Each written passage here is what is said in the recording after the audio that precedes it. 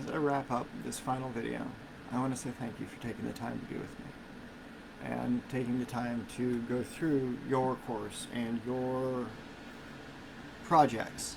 And I invite you, if you haven't already joined the Urban Fellowship Collaborative Project, that we get to create a resource collective that is unlike anything that is being currently developed in the community. Is something beyond bricks, beyond the brick and mortar, into the relationships and into the very hearts of the people that we are called to serve. It's like, I don't care what your niche is, I don't care what your business is, so long as it serves others and it helps uplift them and gives them resources to accomplish something. So, ethical obligations as the final lesson. And creating an ethical obligation, creating the meaning provided through understanding. You understand the different types of ways you can speak on these things. You can understand, but you have to be able to do. And if you don't understand, you have to go and start at the point of what would happen if you did understand. What would you seek out? What would you do at the next level of your development, the next place in your engagement? So that you can interpret the meaning and you can come up and come to conclusions from that meaning, from the actions that other people want to hear, so that you can watch, you can listen, you can behave in a way that's congruent. So that as you have the functional applications, you have a secondary meaning. You have the meaning of what happens when everything works in unity to itself and to each other.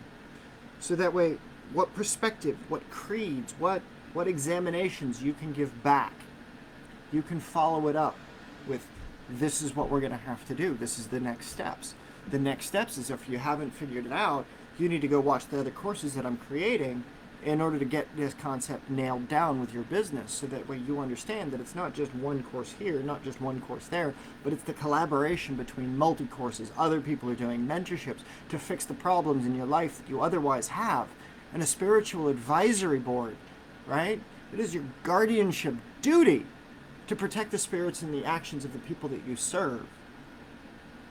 Right? Again, ethical obligations. Like, what is going to enroll people to get them into your course, into your project, into your lesson, into the active application of the thing you have to teach? Giving them meaning, giving them means to interpret that meaning, and giving them functional steps that they can take. I've given you 12 steps through which you can do that. Helping you create structure, helping you create engagement, helping you create content development methodologies that are applied in the marketplace and are working today, that are the frameworks for so many different people to do their thing so much better than what's being done today. So what we do and how we do it and why we do it is more important to serve than it is that we've done it. To show up and lead is to show up and learn, and to be better and listen better and to be a better student. So how can you demonstrate that you are a better student with this material, to make sure that you are applying it correctly, to make sure that it is applied correctly, and that those stewards that you have chosen are not abusing your thing? Whatever your thing is, they're going to take it and they're going to do it in a way that's going to uplift others and not just make themselves look good. It's like how I got into working with Tony. There was a conversation that I absolutely hated other people having. They hated on him. They hated on what he did or how he did it or whatever. And it's like, no, this guy has been doing it for so many years. He has helped so many millions of people across the world, fed more families, right? Because he cares. And just because somebody doesn't see what they do on the surface of something doesn't mean that it's not an entire iceberg underneath. It's like that was the problem with the Titanic, right? Itty bitty iceberg on top, huge problem below, right? And so you need to build your course. You need to build your environment, your ecosystem, the community. It's got to be like that iceberg. It's got to be a continental shelf on which other people can stand, build, and create. So how do you do that? How do you create such an urgency within yourself that no matter what you do, you have to do it at some point, in some way, over, under, around, or through? It doesn't fucking matter. You just have to get at it. You have to get your people to go at it. What's going to be the ethical obligation that you can say that will get them action? What will be the thing that demonstrates that you have this obligation to serve and to share and to demonstrate and to apply, so that they can intend, direct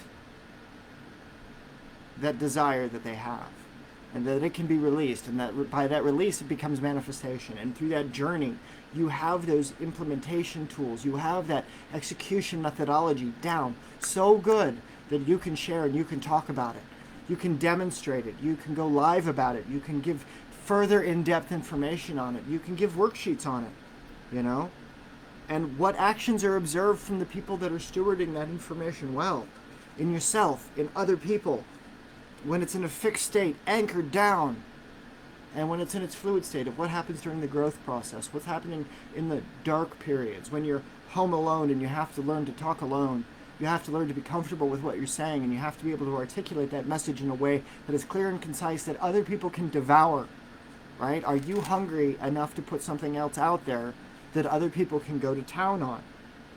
And the difference between a single school doing one type of thought process to creating a collaborative university system which other schools can apply to.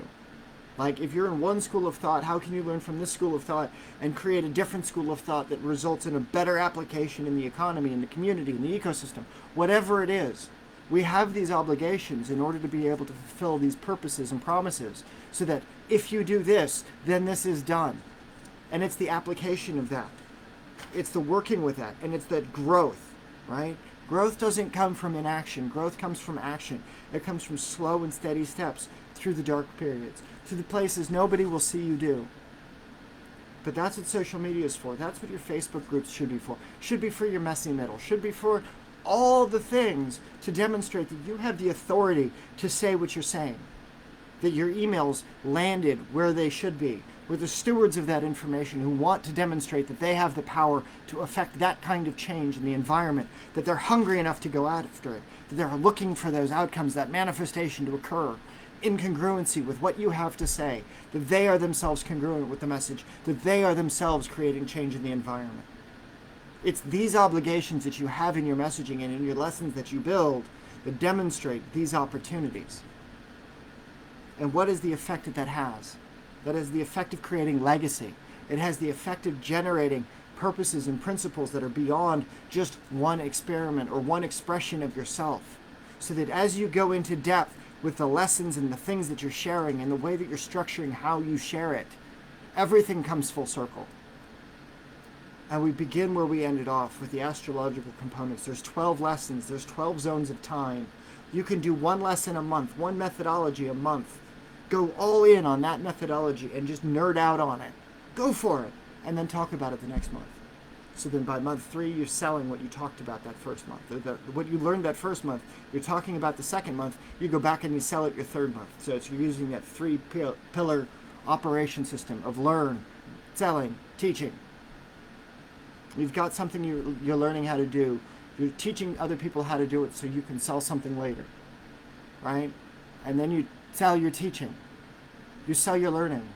You sell the ability to be a thing of respect and of learning and of growth and of development, so that way you're in total congruency with your messaging, so that these lessons don't have to be long, but they have to be powerful, and you will pay for power. What took me 22 years to learn? What took me thousands and thousands of dollars of application? What my students have paid thousands and thousands of dollars for me to teach. You're getting for an inexpensive price compared to all of that, so that we can compress decades into hours, so that what you do and how you deliver it and what you do and why becomes the obligation to share, becomes that next level of your development, so that no matter what happens in that pattern of your creation, you have become a creator. You are now responsible for creating. You are now a producer of an economy that can shift around you if you lead it properly, if you lead your people through the fire, right? Put them through a graduation, put them through an event, an environment. Make it so that no matter what happens, there is a path for your people to walk on, so that they have not failed you, and that they themselves will not fail, have not failed, and can continue to show up time and time again. So I'm going to leave you with that. And I hope to see you in the threads. I hope to see you in the Urban Fellowship. I hope to see you in the Beyond Bricks groups. I hope to see you moving beyond your bricks and widgets. I hope to see you creating community and creating messaging that serves your community, because together we can change the way this world is going and we can change the bullshit rhetoric that's going on. So I have this obligation to serve you with this lesson. You have the obligation to serve others with this lesson. How will you serve them? Why will you serve them?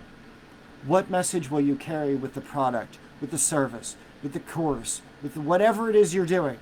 You have that obligation to do. These are the tools and the techniques by which others are doing it, which I have done it, and which I look forward to seeing you do. So thank you for being part of this journey with me, and I look forward to seeing what we can create together in the future. Until next time. See you later, my friends.